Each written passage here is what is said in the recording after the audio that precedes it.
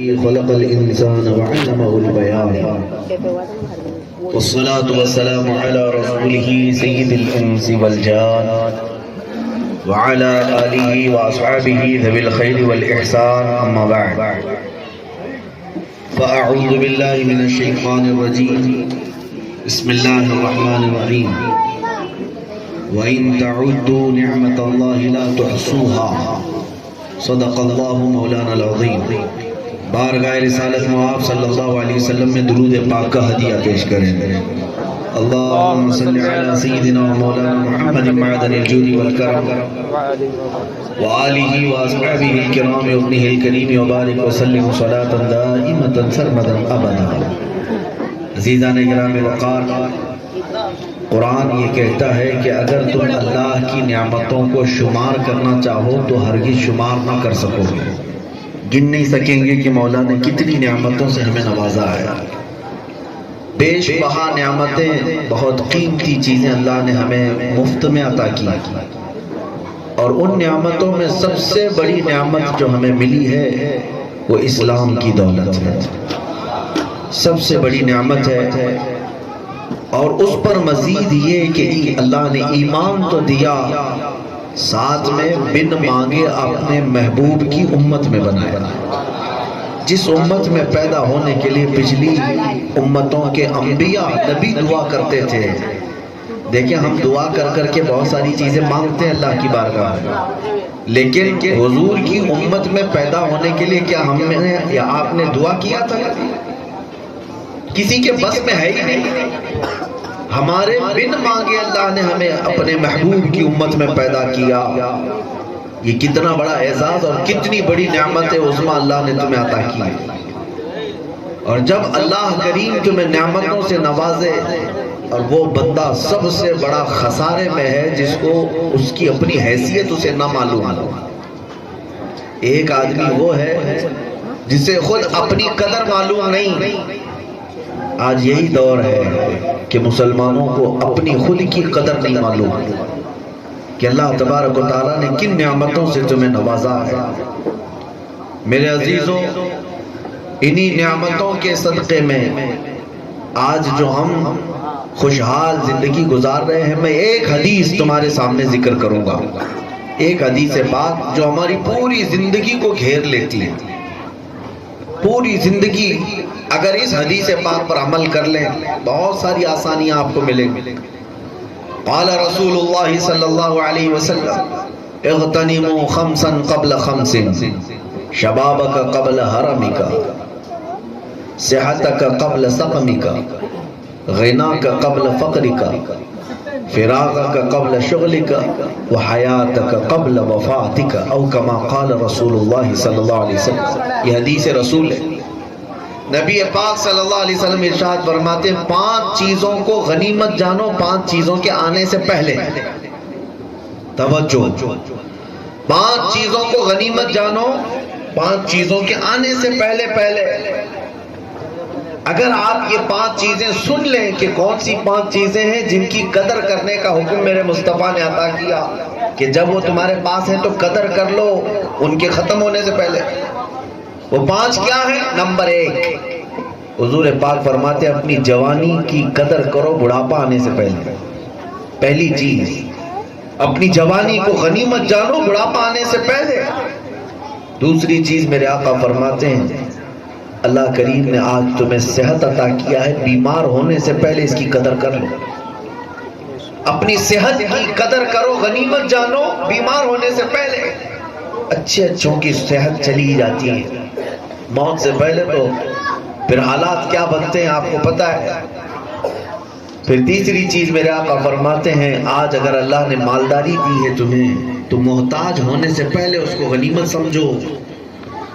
قدر کرو اس چیز کی کہ اللہ نے آج تمہیں خوشحال رکھا ہے. چوتھی چیز، اگر آج تم فارغ الحال ہو تو مشغول ہونے سے پہلے اس وقت کا لحاظ کرو، قدر کرو. شادی ہونے کے بعد بہت سارے لوگ یہ سوچتے ہیں کہ کاش پہلے میرے پاس وقت تھا، کچھ کر سکتا تھا، اب تو کرنا بھی مشکل ہو گیا. تو جو وقت تمہارے پاس فارغ ہے اس کی قدر کرو مشغول ہونے سے پہلے. पांचवी चीज मेरे आका सल्लल्लाहु अलैहि वसल्लम फरमाते हैं, इन सब से बढ़ करके अपनी जिंदगी की कदर करो मौत आने से पहले। मरने से पहले पहले इसको गनीमत जानो, मौत आने के बाद तो फिर कुछ भी ना होना है। ये 5 चीजें ऐसी हैं जिस पर पूरी जिंदगी हमारी गुजर सकती है। इनमें से सबसे अहम चीज जिसको सबसे पहले मेरे आका ने फरमाया वो है जवानी की कदर करो बुढ़ापा आने से पहले। इसी पर मैं अपनी गुफ्तगू आपके सामने रखता हूं। हमारी पूरी जिंदगी का खुलासा, हमारी पूरी जिंदगी का मग़ज़ जवानी है।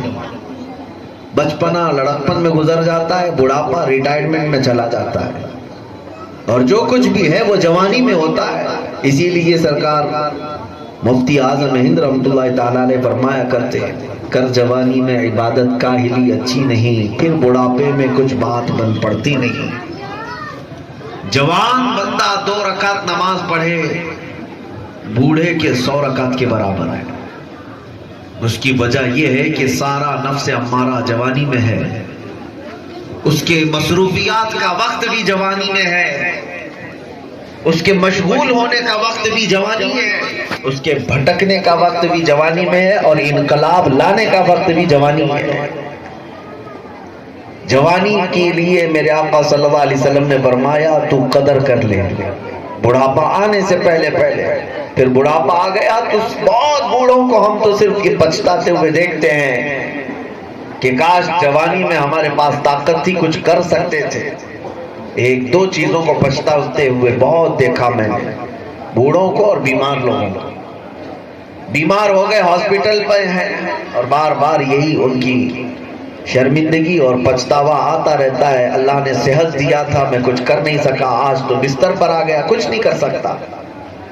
जिनके पास आज जवानी है, अगर वो ये समझते हैं, नौजवानों, लोगों ने आज जवानी को जिस अंगारे पर लाकर खड़ा किया है, हैरत होती है। खास तौर पर शहरों की जिंदगियां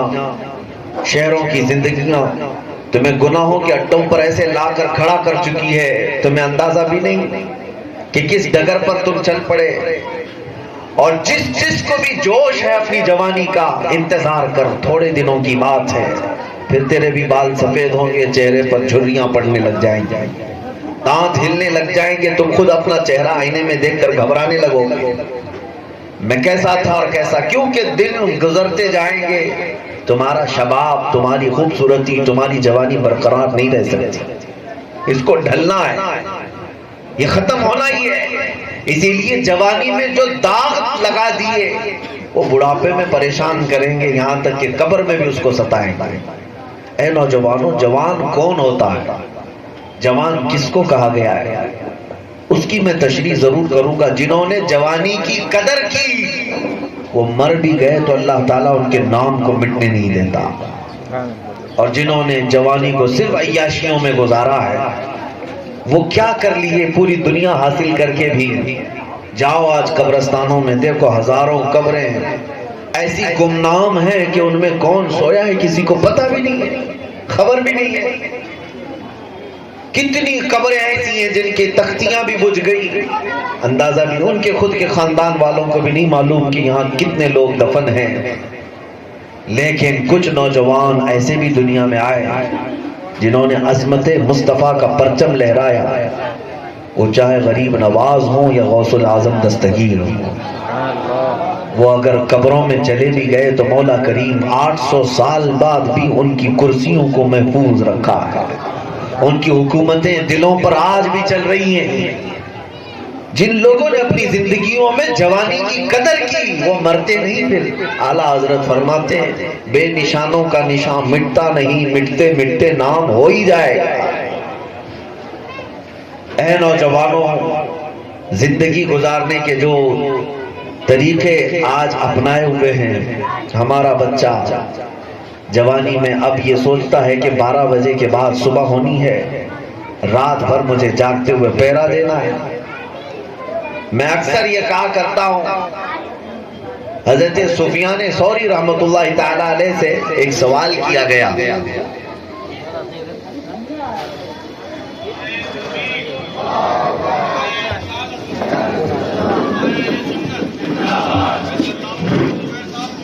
زندہ باد اللہ اکبر اللہ صلی اللہ علیہ وسلم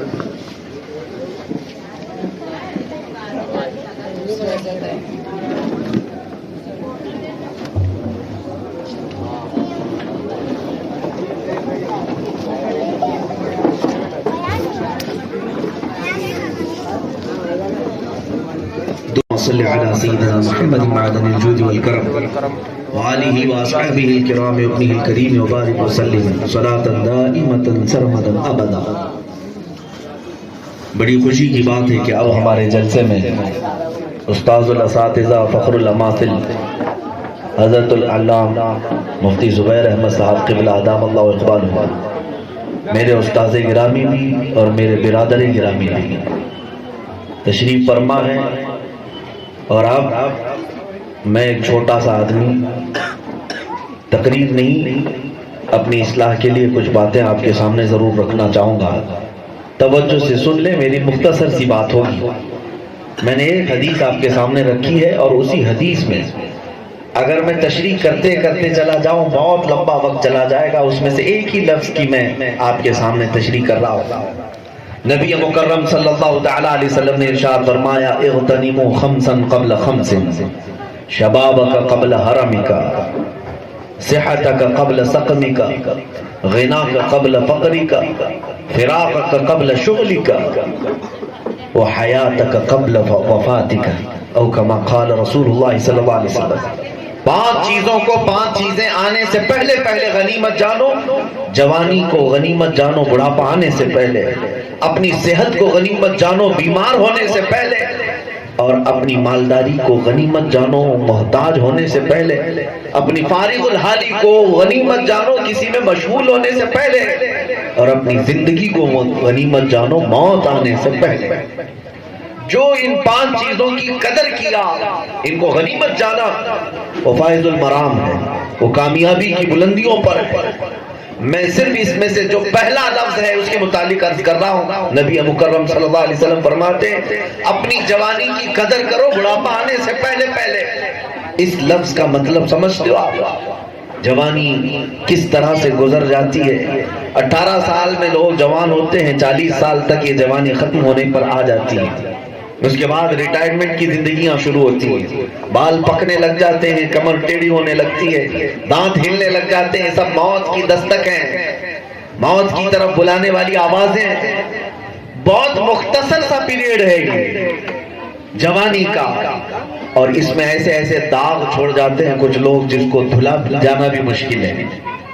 اس لیے ایک اور حدیث پاک ہے، نبی پاک صلی اللہ علیہ وسلم فرماتے ہیں میدان محشر میں قیامت کے دن سارے بنی آدم کے سارے اولاد اس وقت تک کوئی اپنا پیر نہیں ہٹا سکتا میدان محشر سے جب تک رب تعالیٰ کے اس سوال کا جواب نہیں دے گا۔ صحابہ نے پوچھا وہ کیا سوال ہوگا؟ رسول پاک صلی اللہ علیہ وسلم فرماتے ہیں رب تعالیٰ سب سے پہلے یہ پوچھے گا میں نے تجھے جوانی دی، تو نے کہاں خرچہ کیا؟ یہ مجھے حساب دے دے۔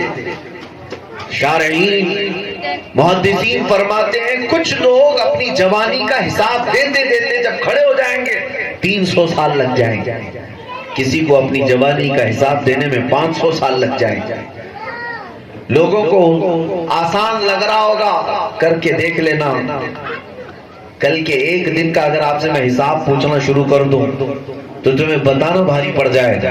میں نے دیکھا ہے انکم ٹیکس والے کبھی حاضر کر دیتے ہیں سال بھر کا تمہارا کچا چٹا بزنس ہی خالی دکھا دو، کتنے پیپر بھر جاتے ہیں یہ لوگ جانتے ہیں، اور پھر اس میں کتنا چھپانا ہے کتنا زائد کرنا ہے سب کچھ کر سکتے ہو، لیکن اس رب ذوالجلال کی بارگاہ میں جب کھڑا ہونا ہو جو آنکھوں کی خیانت کو بھی جانتا ہے اور دلوں میں گزرنے والے حالات سے بھی باخبر ہے، ساری چیزیں جب پیش کرنے لگ جاؤ گے جوانی کا حساب دیتے دیتے کئی 100 سال لگ جائے گا۔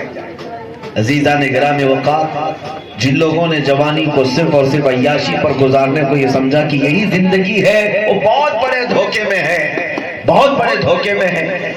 جوان ہوتا کون ہے؟ جوان ایک انقلاب لانے والی شخصیت کا نام ہے۔ جوانی لوگوں کے دلوں کے اندر جذبہ بھر دینے کا نام ہوتا ہے۔ نہ یہ کہ خود عیاشی میں مبتلا ہو کر کے اپنے آپ کو برباد کرنے کا نام ہے۔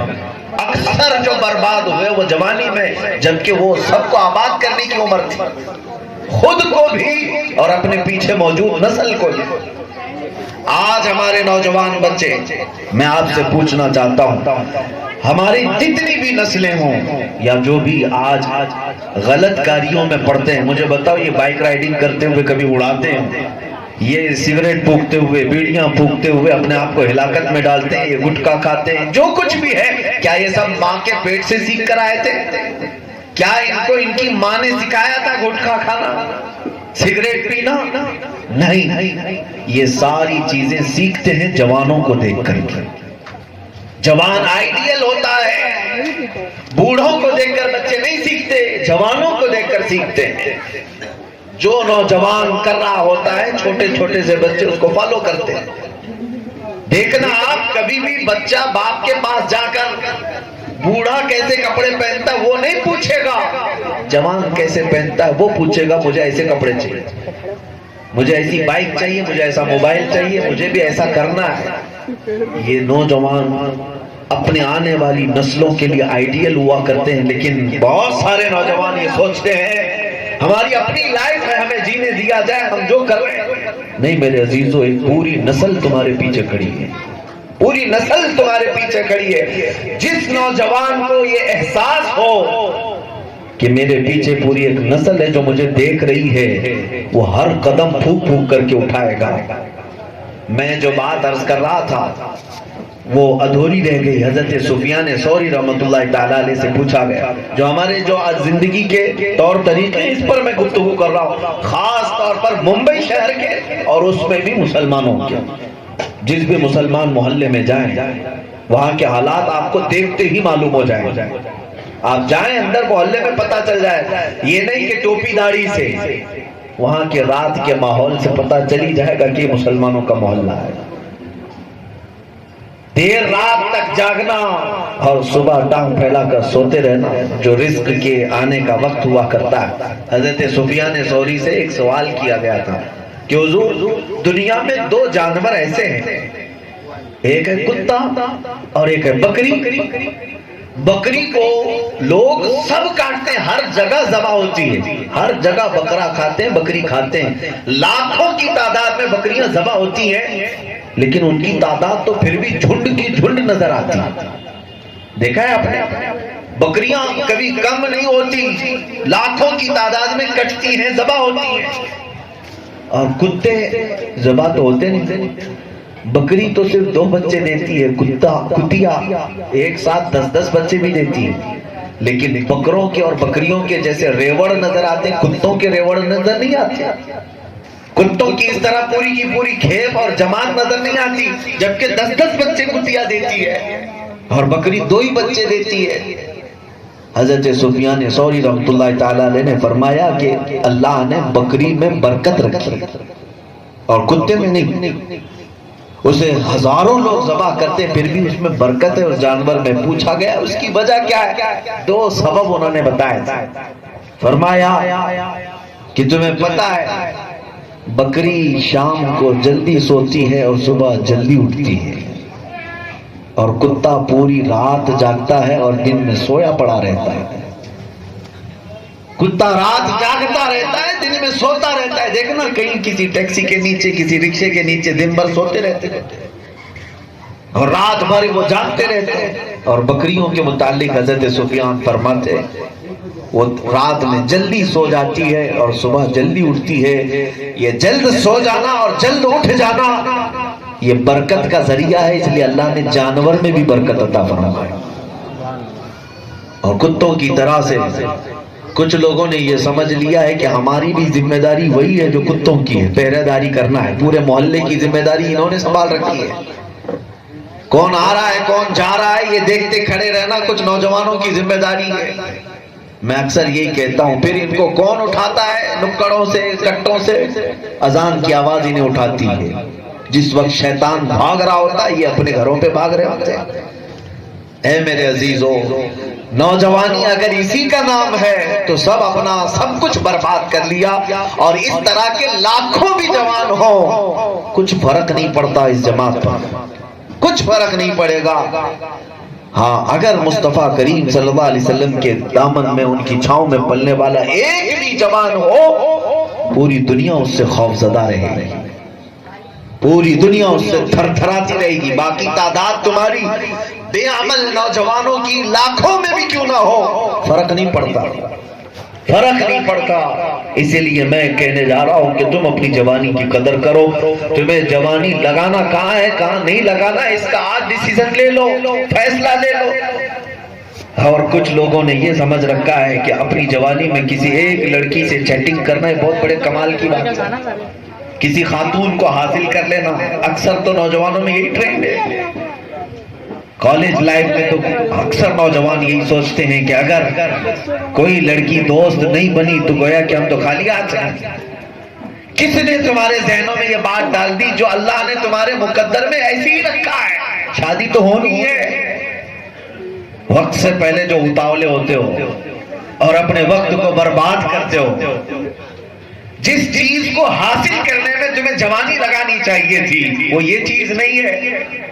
میرے عزیزوں، جانوروں کو بھی مادہ مل جاتی آسانی سے، تمہارے لیے صرف لڑکی کا حاصل کرنا یہ پوری جوانی کا مقصد نہیں ہے۔ تمہاری جوانی کا اصل مقصد کیا ہے؟ نبی رحمت صلی اللہ علیہ وسلم کی عزت کی حفاظت کرنا جوانوں کی ذمہ داری ہے۔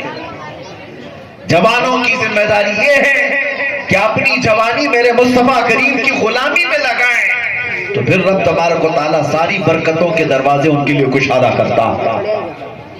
جوانی اور جن نوجوانوں نے نبی پاک صلی اللہ علیہ وسلم کی خدمت میں اپنے آپ کو وقف کیا، بڑے بڑے جوانوں کی بات تو چھوڑیں، جو عنفوان شباب جس کو کہتے ہیں، ابھی کچی جوانی آ رہی ہو، کچی جوانی 16 سال کی ہوتی ہے، 17 سال کی ہوتی ہے، ابھی ابھی جوانی کے قدم رکھ رہا ہے بالغ ہونے کے بعد، یا 15 سال کی۔ میں نے تاریخ میں پڑھا ہے اسی عمر کے 2 نوجوان جنگ بدر میں بھی شریک ہوئے تھے، حضرت معاذ اور معوذ رضی اللہ عنہ۔ 13 سال کی عمر ان کی بتائی جاتی ہے، 13 سال کی عمر، یہ بہت کچی جوانی جس کو بچپنے سے ابھی نکلا ہوا ہے، بچپنے سے ابھی نکلا ہوا ہے، لیکن بدر کے میدان میں گڑ گڑاتے ہوئے آئے تھے، کہا تھا یا رسول اللہ ہمیں جانے کی اجازت دیتے ہیں، اس لیے کہ ہم آپ کی عزت کے لیے تلوار اٹھائیں گے۔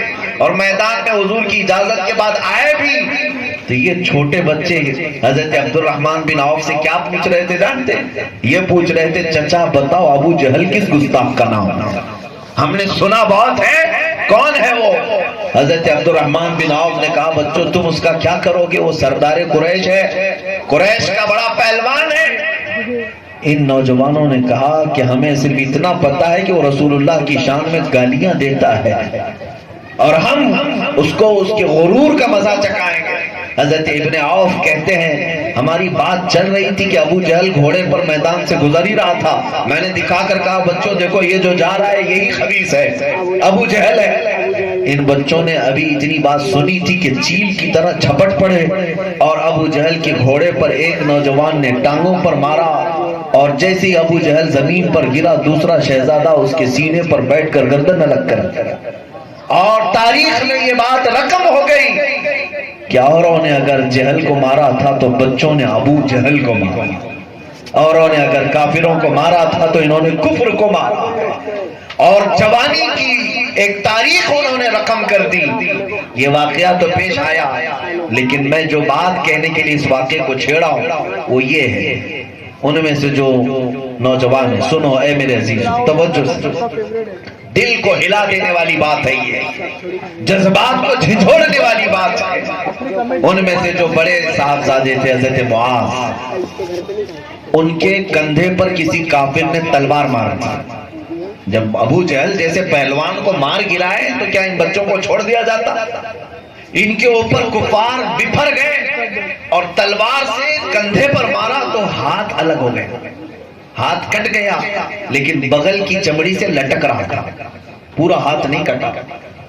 اس نوجوان نے اس وقت بھی، ہم انگلی پر بھی خروچ آئے تو بھاگ جائیں، پٹی کرانا ہے، ہاتھ موڑے سے کٹ کر الگ ہوا، بغل کی چمڑی سے لٹک رہا ہے، سیدھے ہاتھ سے تلوار بائیں ہاتھ میں لے لیا، پھر میدان میں آیا، پھر میدان میں آیا۔ صحابہ کہتے وہ بائیں ہاتھ سے ہی تلوار چلاتا تھا اور یہ ہاتھ لٹک لٹک کر سامنے آ رہا ہوتا تھا، اس ہاتھ کو مرہم پٹی کرنے تک کا بھی وقت نہیں تھا اس نوجوان کے پاس۔ پھر منظر یہ دیکھا تاریخ نے، اس نوجوان نے اپنا یہ ہاتھ پیر میں نیچے دبا کر کھینچ کے نکال دیا جو بغل کی چمڑی سے لٹک رہا تھا، اور یہ کہا مجھے اس ہاتھ کی ضرورت نہیں جو اللہ اس کے رسول کی رضا حاصل کرنے میں خلل اندازی کرتا ہوں، مجھے اس ہاتھ کی ضرورت نہیں، میں جسم سے اس ہاتھ کو نکال دیتا ہوں۔ ہم نے تو کتنی ایسی چیزیں پال رکھی ہیں جو تم اللہ اور اس کے رسول سے دور کرنے والے، کتنی ایسی چیزیں ہیں جنہوں نے نوجوانوں کو اپنے نبی پاک سے دور کر رکھا ہے۔ مجھے حیرت ہوتی ہے، 8 دن کا عشق ہوتا ہے، 8 دن کی محبت ہوتی ہے تو تمہاری زندگیوں میں بدلاؤ آنے لگ جاتا ہے۔ لیلا اگر کہے کہ تمہیں ایسے کپڑے پہننا ہے تو تم کپڑے بھی بدل لیتے ہو، تمہیں بالوں کی ہیئر کٹ سٹائل بھی بدلنی پڑ جاتی ہے، سب کچھ بدل جاتے ہو 8 دن کی مجازی عشق و محبت سے۔ اور پھر یہ بھی پکی بات نہیں کہ جس کے لیے بدلے تھے وہ بدلے گی یا نہیں بدلے گی، یہ بھی پکی بات نہیں، اس کے باوجود بدل جاتے ہو۔ اگر کہیں ٹائم دے دیا تو وقت سے پہلے جا کر انتظار کرتے ہو۔ اے نوجوانوں، اصل جوانی تو یہ تھی کہ تم اپنے بھرے شباب کے وقت اپنا دل مصطفیٰ کے قدموں میں دے دیتے، نبی پاک صلی اللہ علیہ وسلم کی بارگاہ میں دے دیتے، اس لیے کہ وہ غیرت مند رسول ایسے ہیں کہ جس نے اپنا ہاتھ اس مصطفیٰ کے دربار میں دیا وہ نبی پوری زندگی بھر کبھی اسے تنہا نہیں چھوڑتے۔ دنیا تو دنیا ہے، قبر میں بھی اور حشر میں بھی میرے مصطفیٰ اس کا ساتھ نہیں چھوڑتے۔ اسی لیے اعلیٰ حضرت نے فرمایا تھا آج لے ان کی پناہ، آج مدد مانگ ان سے، کل نہ مانیں گے قیامت میں اگر مان گیا۔ اے نوجوانوں، جوانی یہ نہیں ہے کہ صرف تم اپنی راتیں عیاشیوں میں گزار لو۔ آج انٹرنیٹ کی دنیا نے ہزاروں نوجوانوں کے اخلاق کو تباہ و برباد کر رکھا ہے۔ تم خود جا کر کے اپنا موبائل اٹھانا، اور اس میں یہ بھی آپشنز موجود ہیں، فیچرز ہیں کہ تم خود اپنے موبائل سے پوچھ سکتے ہو، معلوم کر سکتے ہو کہ دن بھر میں نے کتنا یوز کیا ہے، کون سی سائٹ پر کتنی دیر تک تھا، سب تمہارا موبائل بتائے گا۔ رات کو سونے کے وقت اے نوجوانوں موبائل کے اس فیچر کو دیکھ لینا کہ آج تمہارا موبائل کتنا یوز ہوا، اور پھر ایک بار اللہ کے کلام قرآن کی طرف دیکھنا اور پھر پوچھنا کیا میرا ہاتھ ایک بار بھی گیا اس قرآن کی طرف، کیا کبھی میں اٹھایا۔ دنیا کے ایرے غیرے لوگوں کے میسیجز پڑھنے میں تم 5 منٹ بھی دیر نہیں لگاتے۔ واٹس ایپ کی بیل آئی اور کوئی انسٹا کا میسج آیا تو جب تک پڑھتے نہیں سکون نہیں ہوتا۔ ارے نماز میں بھی ادھر سلام پھیرے کے فوراً ہمیں دیکھنا ہے کہ نیا میسج کس کا آیا ہے، یہ مسجدوں میں دیکھنے کو ملتا ہے۔ اور جو رحمان بندوں کو میسج دیا ہے وہ قرآن برسوں سے تو اس کو چھوڑ رکھے، کبھی اٹھاتے تک نہیں، کبھی دیکھا نہیں کہ میرا مولا مجھے کیا میسج دے رہا ہے۔ اے نوجوانوں، کیا جوانی اسی کا نام ہے؟ کل قیامت کے دن جب سوال ہوگا اپنی جوانی کا تو کیا یہی جواب دو گے کہ رات بھر فیس بک چلاتا تھا؟ کیا یہی جواب دو گے کہ پوری رات میں گیم کھیلنے میں گزارتا تھا؟ کیا یہ جواب دو گے رب ذوالجلال کی بارگاہ میں؟ اور خاص طور پر تف ہے، لعنت ہے اس جوانی پر جس میں اللہ نے طاقت و قوت سب کچھ دیا تھا، اور تمہارے سامنے نبی پاک کی شان میں کتے بھونک رہے تھے اور تم اپنی عیش کی نیند سو رہے تھے۔ کل بارگاہ مصطفیٰ میں کھڑے ہونا ہوگا۔ اگر رسول رحمت صلی اللہ علیہ وسلم سوال کریں تو جب جوان تھا کتوں کو آزاد دیکھ رہا تھا کہ میری شان میں گالیاں دے رہے تھے، اس وقت تو کیا کر رہا تھا؟ کیا تم اپنے نبی کو یہ جواب دو کہ اس وقت میں گیم کھیلنے میں مصروف تھا؟ کیا تم یہ کہو گے سوشل میڈیا میں بہت مصروف تھا؟ اے نوجوانوں، زندگی یہ نہیں ہے کسی کے لیے، زندگی ہے نبی کی، نبی کے لیے۔ حضور تاج الشریعہ فرماتے نا سمجھ مرتے ہیں زندگی کے لیے، جینا مرنا ہے سب کچھ نبی کے لیے۔ یہ اصل زندگی ہے، یہ اصل زندگی ہے۔ اور جن لوگوں نے اپنی زندگی مصطفیٰ کریم پر وار دی، مولا نے ان کے قدموں کو ایسا مضبوط کر دیا، ایسا مضبوط کیا کہ دنیا آج اتنے سالوں کے بعد بھی ان کے نام کو بھلا نہ سکی، بھلا نہ سکی۔ میں ایک جوانی اور تمہارے سامنے رکھتا ہوں، ایک جوانی، ایک عالم ربانی ہے سرہند سے اٹھے، احمد فاروقی سرہندی مجدد الفیسانی۔ جوانی میں جوش بھی تھا، جذبہ بھی تھا، لیکن اور جوان اپنا جوش کہاں استعمال کرتے ہیں اور ایک رسول اللہ کا سپاہی کہاں استعمال کرتا ہے، فرق محسوس کریں۔ مجدد الفیسانی کا وہ زمانہ ہے جب اکبر بادشاہ ڈکٹیٹر، اور ایسا کہ یعنی الیکشن سے آنے والی حکومت نہیں ہے، بادشاہی نظام، 48 سال حکومت کرنے والا، جب اس نے یہ نظام بدل دیا کہ پورے ہندوستان میں ایک نیا دین آئے گا، اسلام نہیں رہے گا، ایک نیا دین آئے گا جس کا نام دین الہی ہوگا۔ اس دین میں کیا ہوگا؟ مسجدوں میں مورتی بھی رکھی جائے گی، اذان کی جگہ سیٹ بجائی جائے گی، سب ایک دوسرے کا کرتے رہیں گے۔ یعنی ایک کھچڑی بنا کر اس نے پیش کیا تھا اور کہا کہ اب 1000 سال کے بعد اسلام ختم ہوا، یہ دین چلے گا جو اکبر بادشاہ کا بنایا ہوا ہے۔ بادشاہ کے خلاف کھڑا ہونا یہ معمولی بات نہیں۔ اس وقت اپنی جوانی کے عالم میں مجدد الفیسانی میدان میں اتر آئے، کہا اگر دین اس سرزمین پر باقی رہے گا میرے مصطفیٰ کا ہی رہے گا، دین اسلام ہی زندہ رہے گا، اور اس کے لیے ہم کمر بستہ ہیں۔ پھر تبلیغ شروع فرمائی اور لوگوں کو بتانا شروع کیا کہ یہ جو ظالم بادشاہ ہیں ان کے بدلنے سے دین اسلام نہیں بدل سکتا، تو مضبوطی سے اس پر جمے رہو، جتنے طوفان آئیں ڈٹے رہو۔ مجدد صاحب کا جب یہ مشغلہ زیادہ ہو گیا تو بادشاہ نے انہیں پکڑ کر کے جیل میں بند کر دیا۔ اس سے زیادہ دنیا کیا کرے گی؟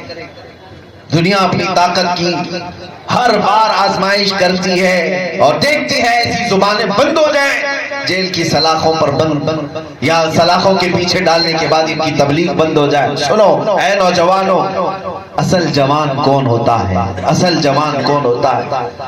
مجدد الفیسانی کو اکبر کے حکم سے گوالیار کی جیل میں بند کر دیا گیا، پابندی لگا دی گئی کہ انہیں آزاد نہیں کیا جائے۔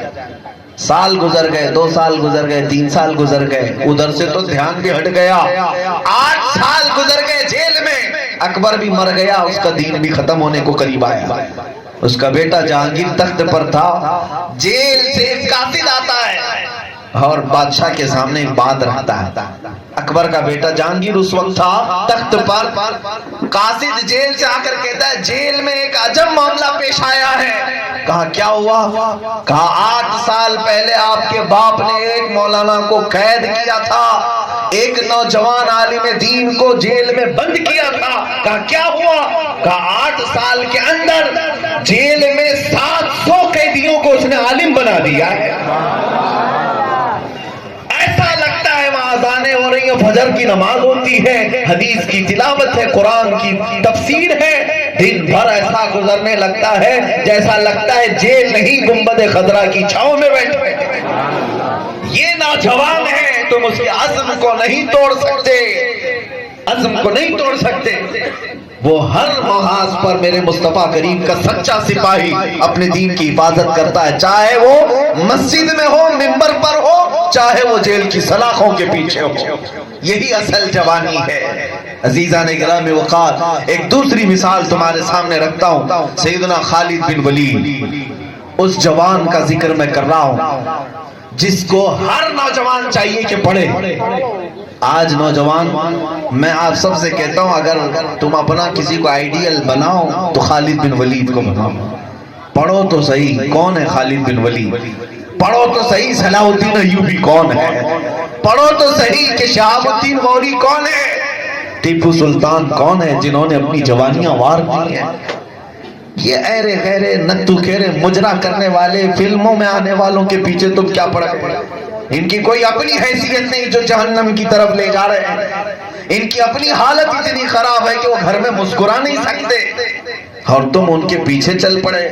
خالد بن ولید وہ سپاہی ہیں میرے مصطفیٰ کے جن کو خود رسول اللہ نے فرمایا یہ اللہ کی لٹکتی ہوئی تلوار ہے، اللہ کی تلوار۔ اور حضرت خالد بن ولید کہتے ہیں میں نے اپنی زندگی میں 125 جنگیں لڑی. کتنی؟ 125. ہاں میں کسی کھیل کی بات نہیں کر رہا ہوں، کرکٹ کی گراؤنڈ کی یا فٹ بال روز کھیل کر کے آ جاؤ گے. جنگ کا میدان جس میں ہم وقت تمہاری گردن دشمنوں کے نرغے میں آ سکتی ہے، خطرہ منڈلاتا رہتا ہے، جان ہتھیلی پر لے کر میدان میں اترتے ہیں. ایسے حالات میں 125 جنگیں لڑنا اپنی مختصر زندگی میں. اور پھر فرماتے میرے پورے جسم میں ایک بالشت جگہ بھی باقی نہیں جہاں تیر یا تلوار نہ لگی، پورے جسم میں. اور جنگ موتا کے متعلق حضرت خالد بن ولید کہتے ہیں صرف ایک ہی جنگ ایسی ہے، ایک دن میں 9 تلواریں میرے ہاتھ سے ٹوٹی، 9 تلواریں ٹوٹی، لیکن پیچھے نہیں ہٹے. تم کیا سمجھتے ہو چھڑی لے کر کے مقابلہ کرتے تھے؟ حضرت خالد بن ولید کی ایک تلوار کا وزن 35 کلو کا تھا، اور جو ڈھال اپنے بائیں ہاتھ میں اٹھاتے تھے وہ 40 کلو کا ہے. اٹھا کے دکھاؤ اے نوجوانوں. لوگوں کو آج بیٹ بال اور ہاکی اور کرکٹ میں مزہ آتا ہوگا، تم اتنا ہی زیادہ اٹھا سکتے ہو. وہ رسول اللہ کے سپاہی ہیں جن کو اللہ نے غیبی طاقت عطا فرمائی تھی. اس خالد بن ولید کو جو طاقت و قوت حاصل تھی وہ کہاں سے؟ ایک بار میدان جنگ میں 4 پہلوان ان کے سر پر تلوار تانے کھڑے تھے، ان کی ٹوپی گر گئی، ان کا امامہ گر گیا. آپ نے دشمنوں کو نہیں دیکھا، وہ امامہ اٹھانے کے لیے چل پڑے. وہ دشمن جو ابھی گردن الگ کر سکتے تھے وہ حیرت میں، اتنا بڑا سپاہی اسلام کا سپہ سالار جو ہر جنگ جیت کر کے آتا ہے، یہ اپنی ٹوپی اٹھانے کے لیے نکلا، یہاں دشمنوں کو تلوار اٹھاتے ہوئے دیکھ کر کے بھی. حضرت خالد بن ولید اپنی ٹوپی اٹھائے اور پہنے. ان دشمنوں نے پوچھا کہ یہ حیرت کی بات ہے، ایک عام فوجی بھی ایسا کام نہیں کرتا. جب دشمن تلوار لے کر گردن پر کھڑا ہو اور ٹوپی کے چکر میں تم پڑے ہو، تمہیں تو اپنا ڈیفنس کرنا چاہیے تھا. حضرت خالد بن ولید کہتے ہیں نادانو تم کیا سمجھتے ہو خالد بن ولید اپنے بازوؤں کی طاقت سے یعنی فتح پاتا ہے؟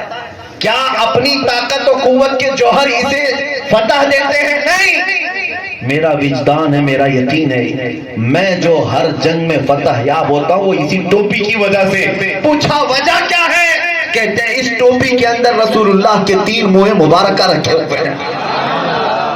اس خالد بن ولید کی بات میں عرض کر رہا ہوں جنہوں نے طاقت و قوت رسول اللہ کے قدموں میں ڈھونڈی تھی، اپنے بازوؤں میں نہیں، حضور پاک کی نسبت میں ڈھونڈی، اور اللہ نے فتح یاب رکھا.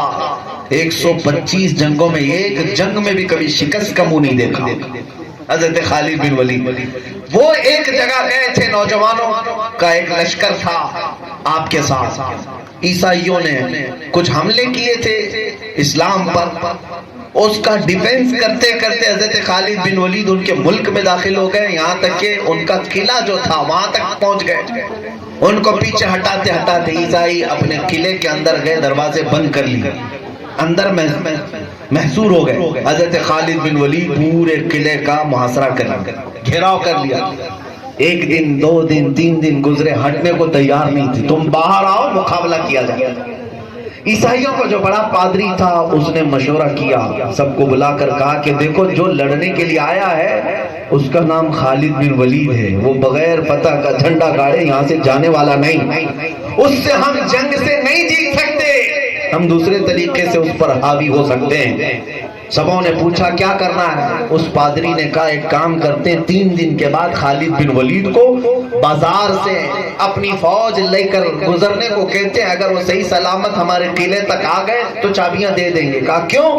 کہا میرا پلان یہ ہے کہ 3 دن کے اندر ہم ملک کی خوبصورت ترین لڑکیوں کو کھڑا کر دیں گے ننگے لباس میں، اور زر و جواہرات دولت کے انبار بچھا دیں گے سڑکوں پر. اس لیے کہ میں دیکھ رہا ہوں خالد بن ولید کے ساتھ جتنے سپاہی ہیں سب کے سب نوجوان ہیں، اور نوجوانوں کو دنیا جب بھی خریدتی ہے صرف 2 چیزوں سے زیادہ خریدتی ہے، ایک دولت سے خریدتی ہے، دوسرے عورت سے خریدتی ہے. اور جوان بگڑتا ہی 2 چیزوں میں ہے، دولت پر بگڑتا ہے یا عورت پر بگڑتا ہے، یہیں پر بہک جاتا ہے، اچھے اچھے تقوی بھسم ہو جاتے ہیں انہی دو چیزوں کے چکر میں۔ پھر حضرت خالد بن ولید کے بعد وہ عیسائی پادری آ کر کہتا ہے ہم آپ سے لڑنا نہیں چاہتے، ہم صلح کر لیں گے لیکن ایک شرط ہے، 3 دن کے بعد آپ اپنے نوجوان لشکریوں کو لے کر اس بازار سے گزرتے ہوئے ہمارے قلعے تک آ جائیے، اگر صحیح سلامت آ گئے تو ہم چابیاں دے دیں گے۔ حضرت خالد بن ولید کو اس وقت تک یہ بات معلوم نہیں تھی کہ ان کا پلان کیا ہے، آپ نے منظور تو کر لیا۔ 3 دن کے بعد جب گزرنے کا وقت آیا، بازار میں جیسے ہی پہلا قدم رکھا، دیکھا اوریاں لڑکیاں ننگے لباس میں خوبصورت ترین دوشیزائیں کھڑی کی گئی ہیں اور زر و جواہرات دولت کا انبار بچھایا گیا ہے۔ حضرت خالد بن ولید نے محسوس کر لیا ان ظالم کتوں نے جنگ سے جیتنا جب ناممکن سمجھ لیا تو دولت اور عورت سے ہمارے پیروں میں بیڑیاں ڈالنے کا حربہ اپنایا ہے، لہذا خالد بن ولید کھڑے ہو گئے اپنے نوجوانوں کی طرف۔ اے نوجوانوں اس بات کو توجہ سے سن لو، اپنے جوانوں کی طرف دیکھ کر کہا اے نوجوانوں، اے رسول اللہ کے سپاہیوں، آج تمہاری امتحان کا وقت ہے، اگر تمہارا قدم ذرا برابر بھی ڈگمگایا قیامت تک آنے والی نسلیں تم پر لعنت برسائیں گی، اور اگر تمہارا قدم سلامت رہا قیامت تک آنے والے تمہیں رحمتوں کے پھول برسائیں گے۔ سبوں نے پوچھا کہ کیا کرنا ہے ہمیں؟ خالد بن ولید نے کہا دشمن ہمیں حاوی ہونے کے لیے، غلبہ پانے کے لیے گھٹیا حرکتیں اپنا چکا ہے، تمہیں کچھ نہیں کرنا، بس میرے مصطفیٰ کی سنت پر عمل کرنا ہے۔ پوچھا کون سی سنت پر عمل کریں؟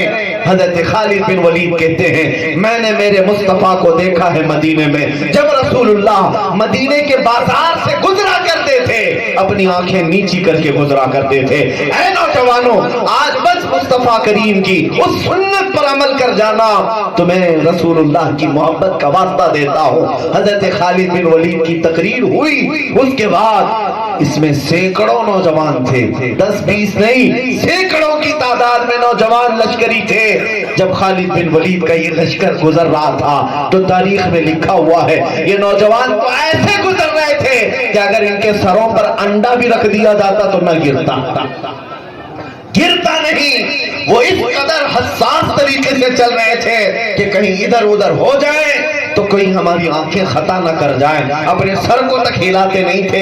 اس انداز میں گزرتے ہوئے وہ قلعے تک پہنچ گئے۔ قلعے کے پاس عیسائیوں نے سوچا تھا یہ نوجوان دولت لوٹنے میں مصروف ہو گئے ہوں گے، عورتوں کے فریب میں پھنس گئے ہوں گے، ان قریب ہم ان پر غلبہ پا لیں گے، لیکن دیکھا سب کے سب صحیح سلامت دروازے پر پہنچے ہوئے ہیں۔ خالد بن ولید نے پکارا آؤ تم اپنی شرط کے مطابق اپنی چابیاں ہمارے حوالے کرو۔ وہ عیسائی پادری چابیاں لے کر آپ کی گود میں ڈالتا ہے، کہتا ہے میں اپنے وعدے پر پورا اترتا ہوں، لیکن ایک بات بتاؤ یہ جو لشکر تم نے جمع کیا ہے یہ ہمیں بتاؤ یہ انسان ہیں یا فرشتے ہیں؟ ان کے اندر کوئی نفس ہے بھی یا نہیں؟ ان کے اندر کوئی خواہشات ہیں بھی یا نہیں؟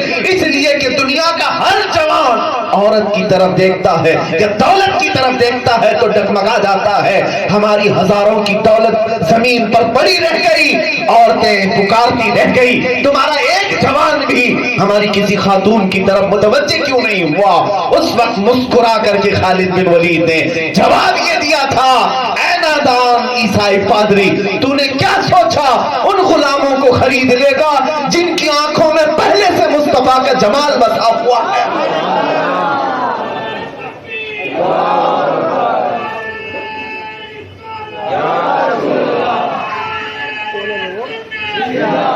اصل جوانی یہی ہے جس کو دنیا خریدنا بھی چاہے خرید نہ سکے۔ اے نوجوانوں تم اپنے آپ کو اتنا مضبوط کر کے ایک بار ثابت کر دو، اللہ کریم پھر سے تمہیں وہ عزتیں عطا کرے گا، وہ رفعتیں وہ بلندیاں تمہارے انتظار میں ہیں، طاقت و قوت اقتدار تمہارے انتظار میں ہے۔ شرط یہ ہے کہ تم مصطفیٰ کریم کی غلامی میں آ جاؤ۔ مجھے ایک بات یہ بھی یاد آتی ہے، ایک خاتون مدینے کی حضرت ابوبکر صدیق کے پاس آئی، یہودی عورت تھی، لیٹر لکھ کر لاتی ہے مجھے مدینے میں رہنا نہیں ہے، مجھے یمن جانا ہے، میرا خاندان یمن میں ہے، صنعاء میں ہے، مجھے جانے کی اجازت دی جائے۔ یہودی عورت حضرت ابو بکر صدیق خلیفہ اول کے پاس آئی. حضرت ابو بکر نے کہا ٹھیک ہے, 2 جوانوں کو بلایا اور ایک اونٹنی منگوائی. کہا کہ اس خاتون کو اس اونٹنی پر سوار کرا دو اور یمن تک تم دونوں اسے پہنچا کر کے آنا. ایک عورت کے ساتھ 2 جوانوں کو بھیج دینا. سنو میرے عزیزو, دنیا آج بھی پروپیگنڈا ہزار پھیلائے کہ تم دہشت گرد ہوتے ہو, آتنکواد ہوتے ہو, پھونکنے والوں کو پھونکنے دو. تم اپنے کیریکٹر سے پھر ثابت کر سکتے ہو محمد عربی کا غلام کبھی دھوکہ نہیں دیتا, بلکہ یہ عزتوں کی حفاظت کرنے والے کا نام مصطفیٰ کا غلام ہوتا. حضرت ابو بکر صدیق کے یہ 2 جوان اس خاتون کے ساتھ چلنے لگے. وہ اونٹنی پر سوار ہے. جب راستے میں کہیں کوئی چوکی آتی, لوگ پوچھتے, صحابہ ہی تھے وہاں پر بھی, کون ہے, کہاں سے کہاں جا رہے. یہ 2 جوان کہتے ابو بکر صدیق رضی اللہ تعالیٰ عنہ خلیفہ اول خلیفۃ المسلمین کی مہمان ہے, یمن جا رہی, خاتون اوپر بیٹھی. وہ نظریں نیچی کر لیتے اور پھاٹک کھول دیا جاتا, چوکی کھول دی جاتی. یہ دونوں نوجوان لے کر گزرتے رہے. یمن جو ہے مدینے سے کوئی 10-20 کلومیٹر کا فاصلہ نہیں, 1000 کلومیٹر سے زیادہ کا فاصلہ, مہینے لگ جاتے کبھی سفر میں. یہ 2 نوجوان اونٹنی کو لے کر یمن تک پہنچ گئے. یمن میں جانے کے بعد وہ یہودی عورت اپنے خاندان کو بلاتی ہے, سب کو جمع کرتی ہے کہ یہ بڑے دنوں کے بعد آئی, آؤ میں تمہیں ایک خوشخبری دیتی ہوں. سب جمع ہو گئے. کہتی ہے سب کے سب گواہ ہو جاؤ, میں مدینے سے اس لیے ڈر کر کے آئی تھی کہ مسلمانوں کا غلبہ ہو گیا. اب سب کے سب مسلمان مدینے میں آ گئے. مجھے میری عزت کی فکر ہونے لگی, کہیں یہ مجھ پر حملہ آور نہ ہو جائے, کہیں یہ میری عزت خراب نہ کر دے. میں وہاں سے نکل کر کے آئی کہ اپنے خاندان میں آؤں, لیکن آج میں یہ اعلان کرتی ہوں, اے یمن والو, میرے خاندان والو, جسے رہنا ہے یہی رہو, مگر میرا یقین ہے اگر میری عزت کہیں سب سے زیادہ محفوظ ہوگی تو وہ مدینے میں گنبد خضرا کیا رسول اللہ صلی اللہ علیہ وسلم کے دربار میں, اس لیے کہ میں نے ان کے 2 جوانوں کو دیکھا ہے. پورے سفر بھر میں ان جوانوں نے ایک بار بھی میری طرف نظر اٹھا کر نہیں دیکھا, نظر اٹھا کر نہیں دیکھا. یہ رسول اللہ کے جوان ہیں. دنیا ہزار تمہارے بارے میں بدنامیاں پھیلائے, پروپیگنڈا پھیلائے, لیکن تم اپنے اخلاق سے ثابت کر سکتے ہو. نوجوانوں, کہاں ہے تمہاری جوانی؟ آج کیا ایسے حالات نہیں, گلی نکڑ پر کچھ نوجوان کھڑے ہو جاتے ہیں, ان کی نظریں بے حیا گزرنے والی ہر خاتون کو تاڑتی رہتی ہے. کئی اچھے خاندان کی عورتوں کا گزرنا مشکل ہو جاتا ہے نوجوانوں کے سامنے سے. ان کے پردے کو بھی چاک کر کے کچھ آنکھیں اندر داخل ہونے کی کوشش کرتی ہیں. یاد رکھنا, تمہاری آنکھوں کی خیانت کا جواب دینا ہوگا. تم اس لیے نہیں پیدا کیے گئے کہ چھوٹی چیزوں کے پیچھے اپنی جوانی کو برباد کرو. تم تو اپنی بہنوں کی عزت کے محافظ تھے, تم اپنی بہنوں کی عزت کے محافظ تھے ہی. ارے مسلمان تو مسلمان, غیر مسلم کی عورت, غیر مسلم بچی پر بھی اگر کوئی آنکھ اٹھاتا تو سب سے پہلے حفاظت کے لیے محمد عربی کا غلام آگے آنا چاہیے. نبی پاک صلی اللہ علیہ وسلم کا جوان آ گیا ہے. تمہیں بات یاد ہے, ہندوستان میں سب سے پہلے لشکر لے کر آنے والا, سب سے پہلے اسلامی لشکر لے کر آنے والا کوئی بادشاہ نہیں تھا. 19 سال کا ایک نوجوان محمد بن قاسم, 19 سال کا جوان. اور آیا کیوں تھا؟ آیا کیوں تھا ہندوستان؟ 10,000 کا لشکر لے کر آیا تھا. سب سے پہلے 90 ہجری کی بات کر رہا ہوں. کیوں آیا تھا؟ راجہ دابر سنگھ, ایک راجہ تھا, اس کے گنڈوں نے کچھ عورتوں کو گرفتار کر لیا تھا جو حج پہ جا رہی تھی. مسلمان عورتوں کو گرفتار کیا, ان کی عزتیں لوٹ رہے تھے, پیسے لوٹ لیے. ایک عورت نے آواز لگائی ہندوستان سے, ہند سے. اس وقت کچھ عرب کے تجارت کرنے والے تاجر آئے ہوئے تھے, انہوں نے دیکھا یہ منظر. ایک خاتون پکار کر کہہ رہی تھی, کیا کوئی ہمارا بھائی ہے جو ہماری عزت کی حفاظت کرے گا؟ وہ تاجر جو تجارت کے لیے آیا تھا, اس نے عورت کی آواز سنی, پھر جا کر عرب میں وقت کے گورنر کے پاس حجاج بن یوسف کے سامنے یہ بیان کر رہا تھا. وہ تاجر بول رہا تھا کہ ہندوستان میں ایک راجہ کے گنڈوں نے کچھ عورتوں کو گرفتار کیا. عورتیں چیخ رہی تھی. گورنر تخت پر بیٹھا ہے, گورنر کا بھتیجا 19 سال کا محمد بن قاسم سامنے سے گزر رہا تھا. اس نے یہ واقعہ سنا, رک گیا, کھڑا ہو گیا اور دربار میں آیا. کہا اس تاجر سے جو ہند سے آیا تھا دوبارہ سناؤ کیا مسئلہ ہے. اس تاجر نے جب معاملہ سنایا اسی دربار میں کھڑے ہو کر محمد بن قاسم نے آواز لگائی تھی لبیک یا اختی، اے میری بہن میں تیری عزت کے لیے آ رہا ہوں، میں تیری عزت کی حفاظت کے لیے آ رہا ہوں. 10,000 کا لشکر لے کر سب سے پہلے آنے والا نوجوان 19 سال کا اور آتے ہی راجہ دابر سنگھ کو چنوتی دیا تھا، للکار کر کہا تھا جن عورتوں کو تم نے گرفتار کیا ہے انہیں آزاد کر دے، ان کی عزتیں، ان کے مال، ان کی دولت سب لوٹا دے، اور جنہوں نے ان کی عزتوں پر ہاتھ ڈالا انہیں گرفتار کر کے سزا دے. جب راجہ دابر سنگھ کو یہ بات پتہ چلی کہ ایک 19 سال کا لڑکا آیا ہے مجھے للکارنے، اس نے گھمنڈ اور غرور میں یہ بات کہی تو جیسے میرے سامنے کھڑے ہونے کی حیثیت نہیں رکھتے اور تو مجھے آرڈر دے رہا ہے. حضرت محمد بن قاسم نے کہا راجہ دابر سنگھ نے اب تک محمد عربی کے غلاموں کا مقابلہ نہیں کیا ہے، آمنا سامنا تیرا ہوا نہیں، اگر ہماری بات تجھے منظور نہیں تو کل میدان میں آ جا، ہم آمنے سامنے بات کرتے ہیں. راجہ کی پوری فوج اتر گئی تھی لیکن یہ تنہا رسول اللہ کا نوجوان 19 سال کا اپنا لشکر لے کر ایسا بھیڑ گیا تھا 3 دن کے اندر ان کے چھتڑے اڑا کر رکھ دیا.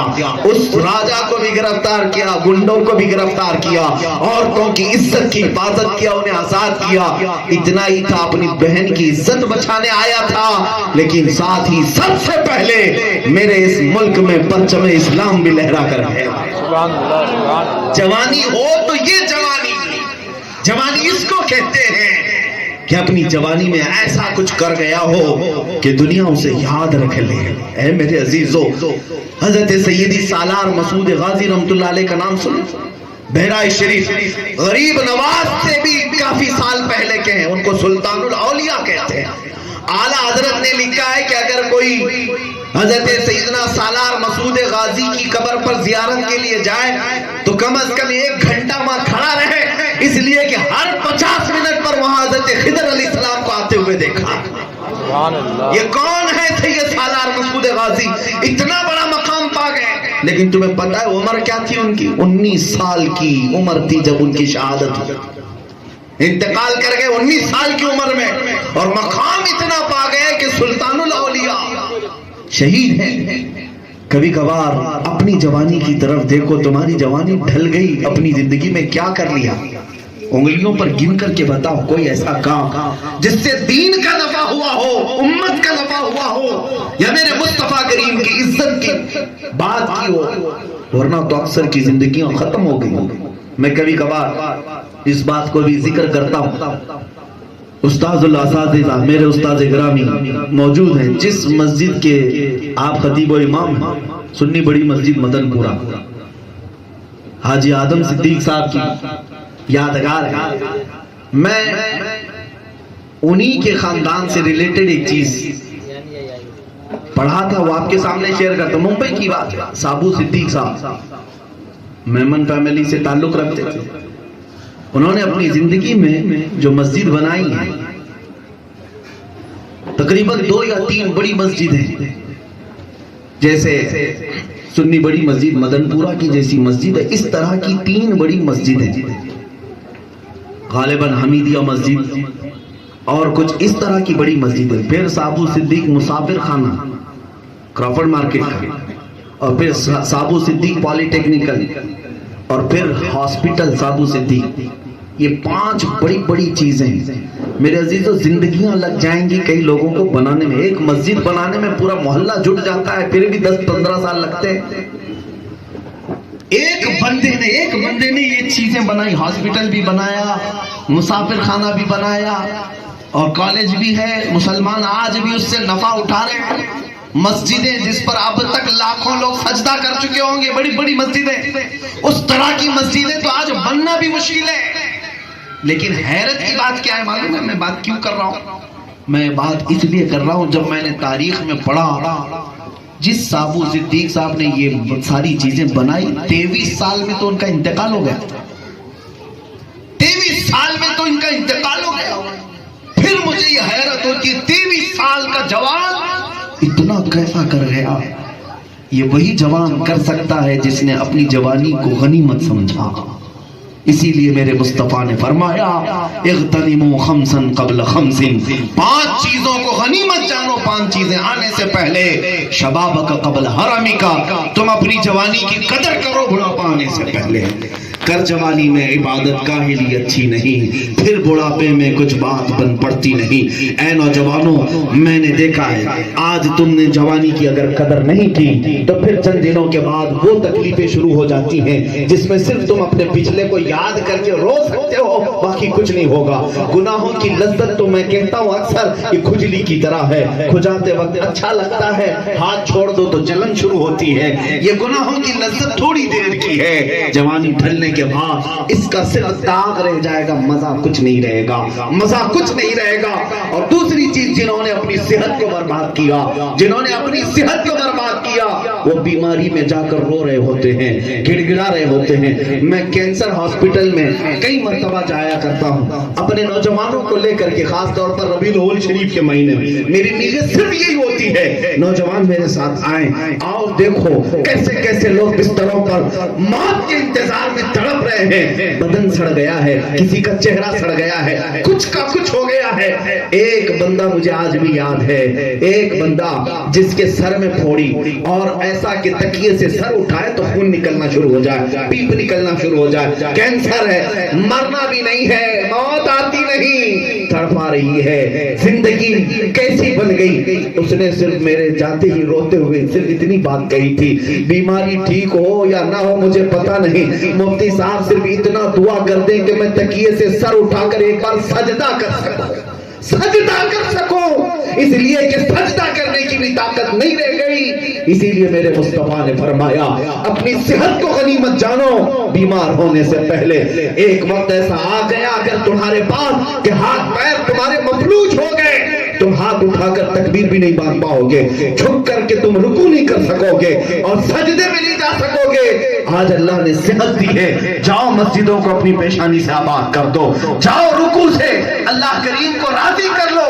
جس دن یہ سب چیزیں فنا ہوں گی، خواہشات کے علاوہ کچھ باقی نہیں رہے گا۔ میں نے ان نوجوانوں کو دیکھا ہے جنہوں نے اپنی صحت کو برباد کر دیا اور کیا سوچتے ہیں۔ ابھی چند دنوں پہلے ایک جنازہ پڑھ کر کیا رہا، 2 مہینے بھی نہیں ہوئے ہوں گے، 32 سے 33 سال کا جوان دنیا سے چلا گیا، 6 مہینے شاید بستر پر سویا، 6 مہینے سویا، پورا چہرہ باہر آ گیا تھا، سڑ گیا تھا، صرف اسی گٹکے کے چکر میں، جس کی لذت کیا ہوتی ہے مجھے بتاؤ۔ اے نوجوانوں، کون سی لذت اس کے اندر ہے جس کی وجہ سے تباہ کر لیا۔ لیکن درد اس بات کا ہوتا ہے جب جنازے کے پاس کھڑے تھے 2 سال کا بچہ اور 5 سال کی بیٹی، غم کے آنسو ایسا رو رہی ہے، ایسا رو رہی ہے۔ میں نے ان بچوں کی طرف دیکھ کر کے کہا جانے والا تو اپنے آپ کو برباد کر کے گیا، مگر زندگی بھر ان بچوں کے سروں سے اپنے باپ کی شفقت چھین لیا، ان کو جو یتیمی کا داغ دے کر کے گیا۔ بچاؤ، ان بچوں کا کیا قصور ہے؟ یہ بچے پوری زندگی بغیر باپ کے جئیں گے، آج بغیر باپ کے جئیں گے، ان کا کون سہارا ہوگا؟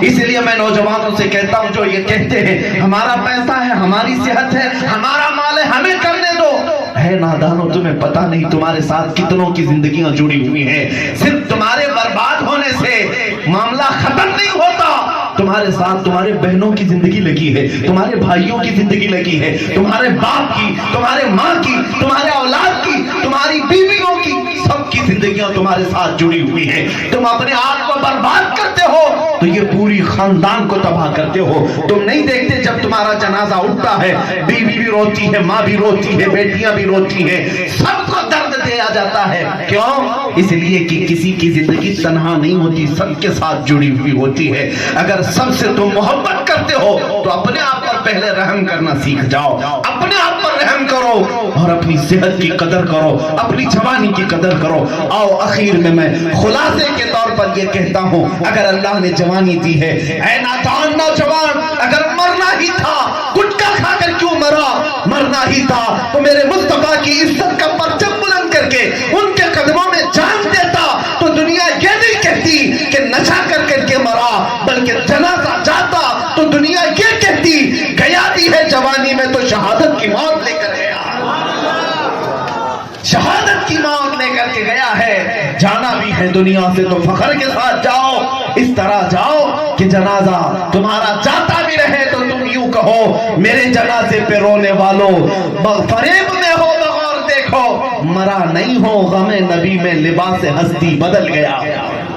وہ نوجوان مرتے نہیں ہیں جو میرے مصطفیٰ کے سپاہی ہوتے ہیں, نبی رحمت صلی اللہ علیہ وسلم کے وفادار ہوتے ہیں. آج ہم عہد کر کے اٹھیں گے بقیہ جو ہمارے پاس جو زندگی باقی ہے اس کو اگر گزارنا ہے تو نبی پاک کی وفاداری میں گزاریں گے.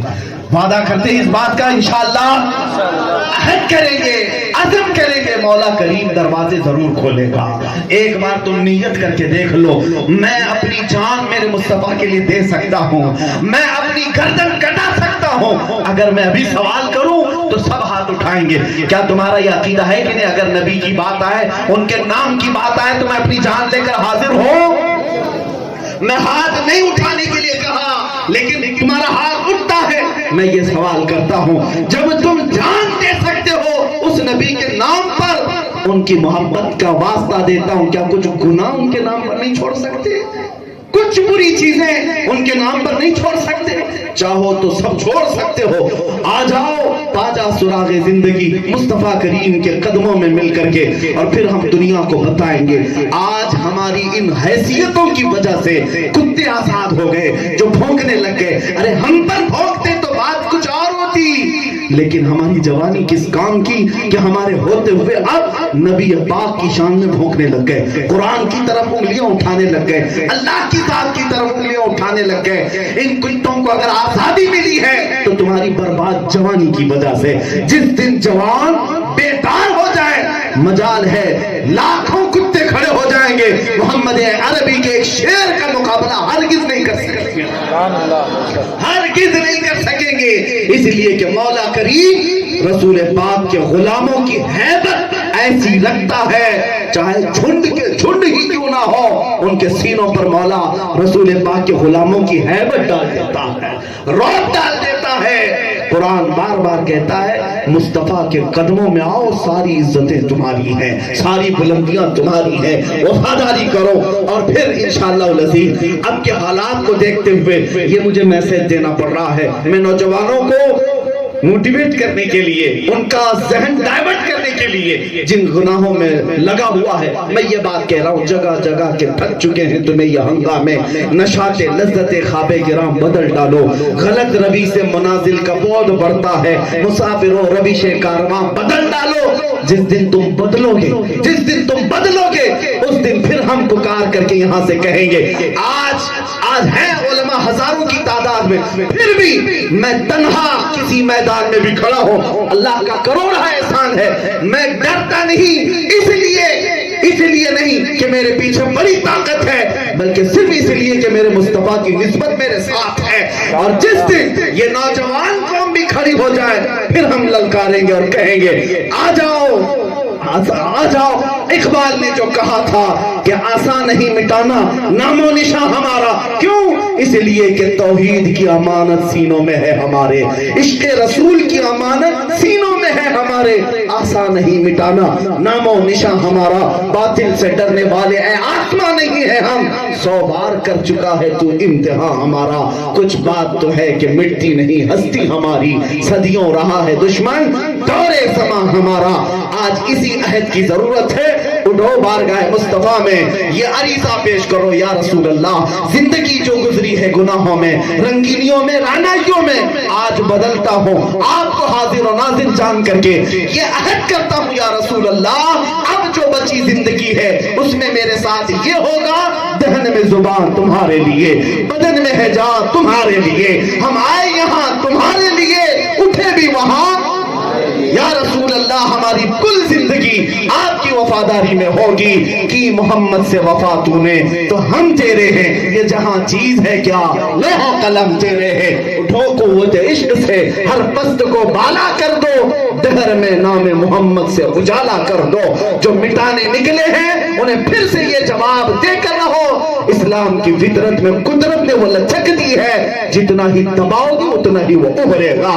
وآخر دعوانا الحمدللہ رب العالمین. بیٹھے رہے.